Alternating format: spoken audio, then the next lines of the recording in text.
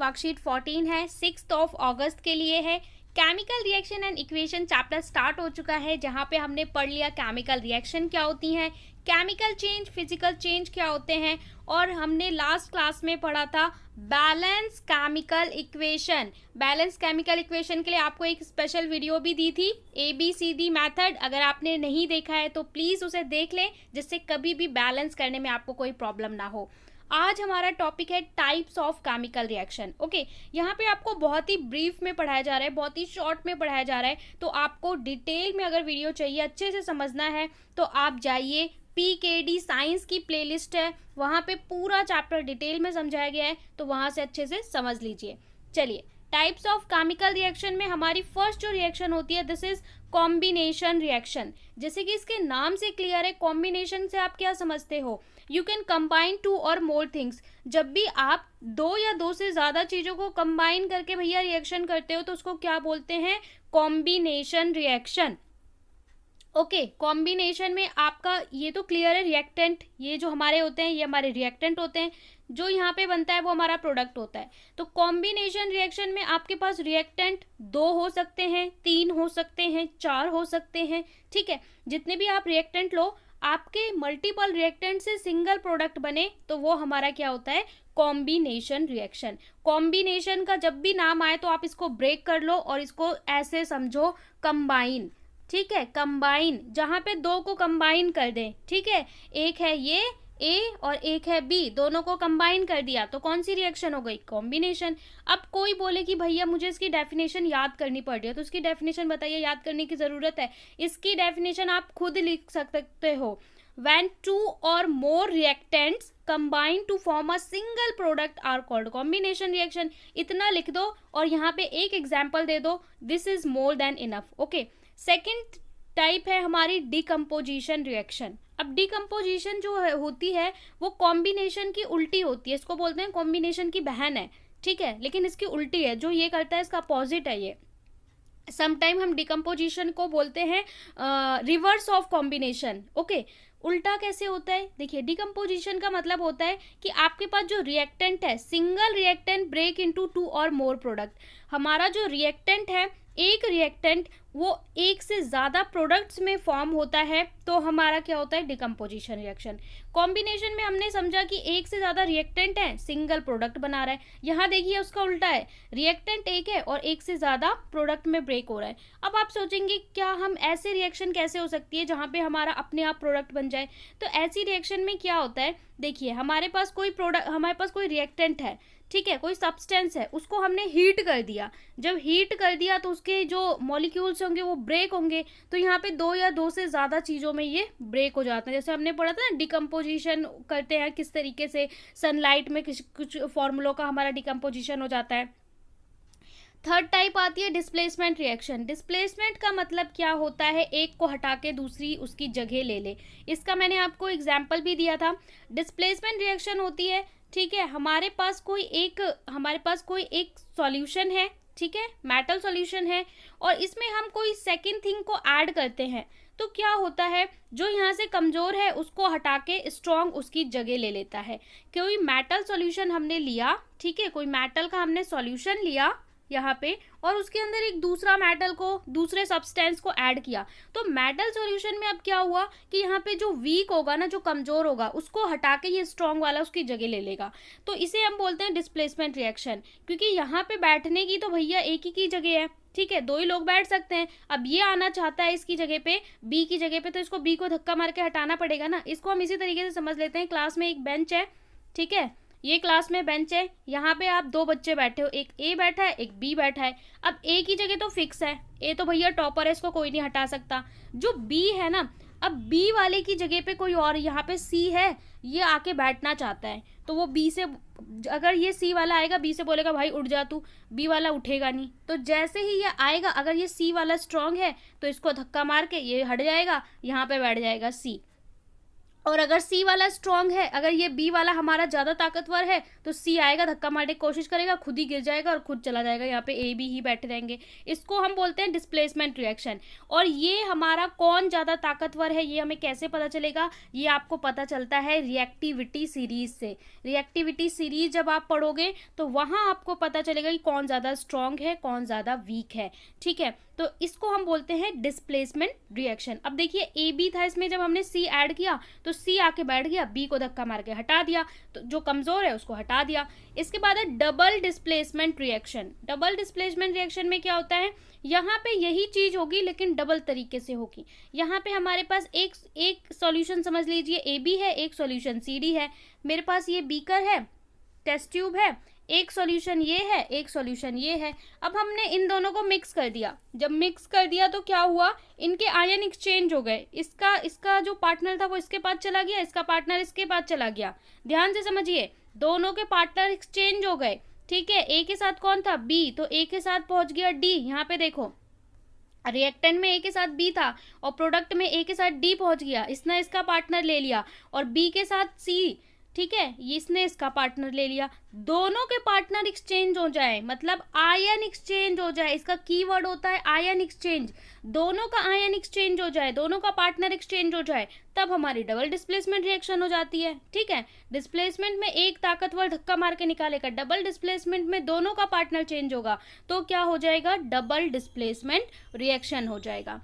इसके बाद हमारी अगली टाइप आती है। देखिए यहाँ पे आपको डेफिनेशन नहीं लिख के दिए, बस एग्जाम्पल शॉर्ट में बताया हुआ है, तो डेफिनेशन आप खुद लिख सकते हो। यहाँ पे आप लिखोगे कि किसी केमिकल रिएक्शन में जब आयन एक्सचेंज होंगे, म्यूचुअल आयन एक्सचेंज होंगे, वहां पे आपका डबल डिस्प्लेसमेंट। अब रिडॉक्स रिएक्शन क्या होती है, तो देखिए जैसे इसके नाम से क्लियर है, ऐसी रिएक्शन जहां पे रिडक्शन एंड ऑक्सीडेशन दोनों साइमल्टेनियसली होंगे, वहां पे रिडॉक्स रिएक्शन होगी। Redox reaction when oxidation and reduction both taken place, दोनों एक साथ होगा साइमल्टेनियसली, तो redox, reduction, oxidation. Okay, redox reaction इसको कहते हैं। अब इसमें पहले आपको समझना होगा ऑक्सीडेशन का मतलब क्या होता है और रिडक्शन का मतलब क्या होता है। तो देखो, ऑक्सीडेशन का क्या मतलब होता है, ऑक्सीडेशन का मतलब होता है जब ऑक्सीजन ऐड हो रही है, एडिशन ऑफ ऑक्सीजन, हम बोलते हैं ना मैग्नीशियम को ऑक्साइड बना लिया Mg+O2, तो यहाँ पे ऑक्सीडेशन मतलब Mg के साथ आपका क्या लग जा रहा है, O लग जा रहा है, ऑक्सीजन आ जा रहा है। किसी भी चीज का ऑक्साइड बनेगा मतलब उसमें ऑक्सीजन ऐड हो रही है, A के साथ O ऐड हो रहा है, तो हम इसको क्या बोलते हैं, AO बन गया। यानी जब भी ऑक्सीजन ऐड होगी तो हम उसे क्या बोलेंगे, ऑक्सीडेशन बोलेंगे। और इसको हम एक और तरीके से बोल सकते हैं कि हमारा क्या हो रहा है कि H+ आयन वहां से हट रहा है। ठीक है, हमारी रिएक्शन से H+ आयन हट रहा है। तो आप सिंपल से याद रखिए कि जब भी ऑक्सीजन ऐड होगी तो आपका ऑक्सीडेशन होगा। रिडक्शन के लिए आपका क्या होता है, रिडक्शन मतलब होता है कि ऑक्सीजन का रिमूवल हो रहा है, ऑक्सीजन हट रही है। ठीक है, जब भी ऑक्सीजन ऐड होगी तो ऑक्सीडेशन है, और जब ऑक्सीजन हमारी हटेगी तब हमारा क्या हो जाएगा, रिडक्शन हो जाएगा। तो ये हो गई आपकी। नेक्स्ट देख लेते हैं, हमारे जो पिकेडियंस हैं, क्लास 10 का मैंने जो बैच बनाया पिकेडियंस, उन सब ने ये सारा चीज पहले ही पढ़ रखा है, तो उनका एक तरह से ये रिवीजन चल रहा होगा। ठीक है, मोस्ट ऑफ द स्टूडेंट्स इसे बहुत अच्छे से पढ़ चुके हैं। आप लोग कमेंट में जरूर बताना कितने पिकेडियंस ने इस वीडियो को देखा है। This is one type of chemical reaction, combination में यहाँ पे आपको लिख के दे दिया है, in which reaction two or more reactant combine to form a new product। ठीक है, चलिए डेफिनेशन दे दी आपको। इसके बाद यहाँ पे एग्जाम्पल दे दिया है आपको, कुछ एग्जाम्पल दिए कॉम्बिनेशन की, बस कॉम्बिनेशन की डेफिनेशन एग्जाम्पल दे दी और बाकी बोला आप खुद लिख लीजिए सबकी डेफिनेशन। बर्निंग ऑफ कोल, जब कोल को जलाते हैं तो कॉम्बिनेशन है, क्यों, क्योंकि जब भी आप कोयले को जलाओगे, कोयला क्या है, कार्बन का फॉर्म है, उसके अंदर क्या ऐड होती है, किसी भी चीज को बर्न करने की बात करता है ना, उसमें ऑक्सीजन ऐड होती है, CO2 बनाता है। फॉर्मेशन ऑफ वाटर, वाटर का फॉर्मेशन हो रहा है H2+O2, ये भी क्या है, कॉम्बिनेशन रिएक्शन है। Synthesis of food by plant combination, ठीक है, कार्बन डाइऑक्साइड एंड वाटर। इसके बाद rusting of iron by combining contact of air and moisture. तो ये आपको कुछ एग्जांपल्स दे रखे हैं कॉम्बिनेशन के। नेक्स्ट है हमारा एक्सोथर्मिक रिएक्शन। मैंने आपको कहा था कि एक्सोथर्मिक आपको अलग से पढ़ना होता है, exothermic and endothermic reaction important होती है। साथ में precipitate reaction is also important, यहाँ पे दिया नहीं है but precipitate is also important, ये मैंने आपको पढ़ाते वक्त बताया था। तो एक्सोथर्मिक की अगर हम बात करें, those reaction in which heat is evolve, ऐसी रिएक्शन जहाँ पे हीट इवॉल्व होती है, they are known as exothermic reaction. Burning of natural gas, जब भी नेचुरल गैस यानी सीएनजी, सीएनजी का फुल फॉर्म आप लोग को पता होगा, compressed natural gas. Natural gas को जो सिलेंडर में जब हम कंप्रेस्ड करके भरते हैं तो उसे हम सीएनजी बोलते हैं। रेस्पिरेशन, रेस्पिरेशन किसका एग्जाम्पल है? एक्सोथर्मिक रिएक्शन का, जहां पे भी हीट इवॉल्व होगी, हीट निकलेगी, वो हमारी एक्सोथर्मिक रिएक्शन होगी। जैसे कि और भी यहाँ पे बोल रखा है, burning of coal, CH4 + O2। CH4 क्या होता है? मीथेन होता है। बच्चे बोलते हैं फॉर्मूले कैसे याद होंगे, उनका स्टेट कैसे याद होगा। देखिए, जब भी आप कोई भी चीज़ पढ़ते हो, पुरानी चीज़ जो पढ़ी है उसको तुरंत याद कर लिया करो, धीरे धीरे आपके जो मेमोरी है उसमें कलेक्शन होता जाएगा। आप CH4 पढ़ रहे हैं तो उसे CH4 मत पढ़ो, आपको याद आना चाहिए कि ये मीथेन होता है, ठीक है। तो मीथेन को जब भी हम ऑक्सीजन, मीथेन में ऑक्सीजन डाल रहे हैं, इसका मतलब क्या है? मीथेन को बर्न कर रहे हैं, मीथेन गैस है ना, उसको जला रहे हैं। तो CO2 H2O और हीट निकल रही है। जब भी हीट निकलती है किसी भी रिएक्शन से तो वो एक्सोथर्मिक हो जाती है। एक्सोथर्मिक मतलब थर्म, थर्म का मतलब होता है हीट, थर्म कहीं पे भी थर्मल आ गया, थर्म आ गया तो मतलब है हीट। इसके अलावा यहाँ पे ग्लूकोज है, C6H12O6, जैसे ही आया आपको पता चलना चाहिए ग्लूकोज का फॉर्मूला है। इसमें ऑक्सीजन डाल रहे हैं, मतलब ये किसका है? रेस्पिरेशन। रेस्पिरेशन वाले लाइव प्रोसेस में बहुत अच्छे से समझाया था। रेस्पिरेशन का मतलब ही होता है कि ब्रेक डाउन ऑफ ग्लूकोज। जब भी आप ब्रीद करते हो तो ऑक्सीजन आपकी बॉडी में एंटर होता है, ठीक है, केमिस्ट्री में बायो ला दिया तो ऑक्सीजन आपकी बॉडी में एंटर होता है और वो बनाता है CO2 H2O हीट, ठीक है, जो आपको एनर्जी देता है। You may have here that solution of slaked lime. आपने स्लेक्ड लाइम के बारे में ज़रूर सुना होगा, और सुना नहीं है तो सुनना चाहिए, जिसको हम CaOH2, इसको स्लेक्ड लाइम बोलते हैं, या फिर दूसरा नाम इसका कैल्शियम हाइड्रोक्साइड भी है। कि कहीं आपने स्लेक्ड लाइम के नाम से इसको पहचान लिया, कहीं पे लिखा आया कैल्शियम हाइड्रोक्साइड, तो आप बोलो कि ये कौन सी चीज़ है। देखिए, कैल्शियम और OH का मतलब क्या होता है? हाइड्रोक्साइड। तो कैल्शियम हाइड्रोक्साइड या फिर स्लेक्ड लाइम, स्लेक्ड लाइम से हम ज़्यादा पुकारते हैं इसको। Apply on the wall for selling house after 2-3 days. आप जब घर में पेंट करते हो तो कैल्शियम हाइड्रोक्साइड को लगाते हो, ठीक है, सीलिंग पे। 2-3 days the walls start shining. 2-3 दिन बाद जब ये सूख जाता है पूरा कंप्लीटली तो दीवारें शाइन करने लगती है, बोलते हैं ना दीवारें बोल उठेंगी, ऐड आता है। This shiny finish due to formation of calcium carbonate. ये क्यों होता है? क्योंकि देखो, जो आपका CaOH है, कैल्शियम हाइड्रोक्साइड, ये आपका क्या है? स्लेक्ड लाइम है। जब ये एयर में रहेगा तो यहाँ पे क्या? CO2 कार्बन डाइऑक्साइड भी इस पे आएगी, और ये क्या बना लेगा?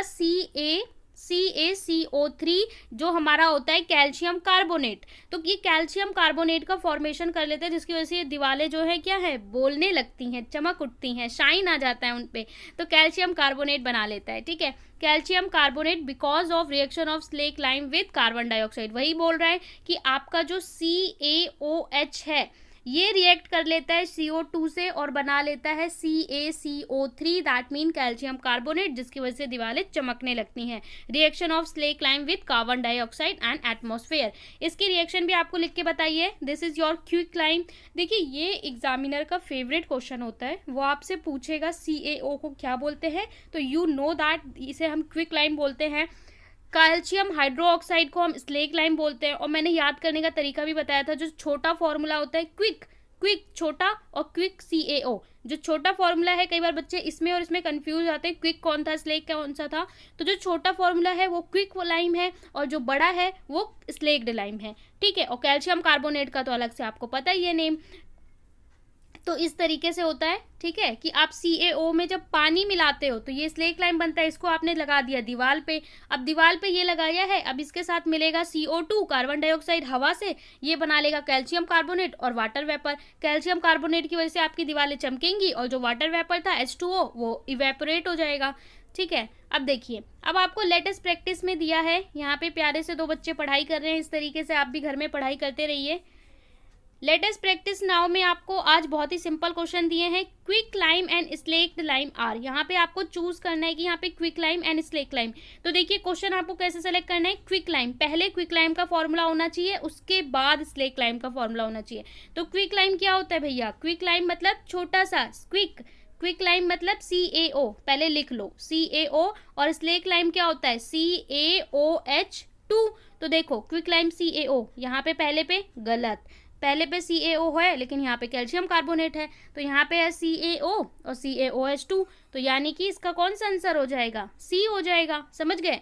दूसरा है after white wash wall shine due to, दीवारें क्यों चमक उठती हैं? क्यों? क्या बन जाता है उसमें? Calcium oxide? जी नहीं। Calcium hydroxide? जी नहीं। Calcium carbonate? हाँ जी, CaCO3 बन जाता है।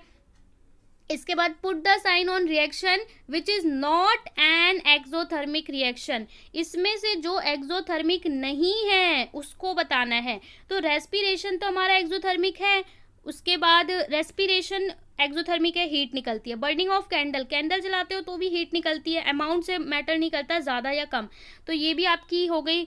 Dipping of peace of iron in water, ये आपको बोल रहा है कि आपने पानी का ग्लास है भैया, ठीक है, वाटर है, इसमें क्या किया? पीस ऑफ आयरन, यहाँ पे एक लोहे का टुकड़ा डाल दिया, लोहे का टुकड़ा पानी में डाल दिया तो भाई वो ऑक्साइड बनाएगा, लेकिन वहाँ पे कोई हीट नहीं निकल रही है। Dipping a piece of iron in water, तो यहाँ पे एक्सोथर्मिक कौन सी नहीं है? सो सी, ये वाली नहीं है। Which one of following is not an example of combination, कौन सा कॉम्बिनेशन का एग्जाम्पल नहीं है? तो वाटर फॉर्मेशन H2 + O2, दो चीज मिलके एक बना रहे हैं तो ये तो है। इसके बाद AgNO3 और NaCl, silver nitride plus sodium chloride, तो आपका बना रहा है क्या? सिल्वर क्लोराइड और सोडियम नाइट्राइड। तो यहाँ पे देखिए ये आपका नहीं है, और Mg + O2 तो हमारा फेवरेट कॉम्बिनेशन रिएक्शन है, तो ये दोनों तो है और ये नहीं है। सो आपका इस क्वेश्चन के लिए पूछा है कौन सा एक्सोथर्मिक नहीं है, तो बी वाला एक्सोथर्मिक नहीं है। एक बार दोबारा से बता देती हूँ, इसमें बी वाला नहीं है, इसका आंसर सी है, इसका सी है और इसका भी सी है। तो सी सी सी एंड बी, ठीक है, ये हो गए आपके आंसर्स। और जब भी आप कोई भी रिएक्शन देखें, केमिकल रिएक्शन क्लास 10, तो आपको अनबैलेंस नहीं छोड़नी, तुरंत देखो अरे ये रिएक्शन तो बैलेंस नहीं है, फटाफट से कॉपी में उठाओ और बैलेंस करने लग जाओ। ऐसी आदत बना लोगे तो कभी भी आप रिएक्शन को बैलेंस करने से डरोगे नहीं। तो ये थी आज की आपकी वर्कशीट, आई होप क्लियरली समझ में आ गई होगी। Please do subscribe, share to your friends और अपने एक्सपीरियंस को ज़रूर कमेंट में शेयर करें।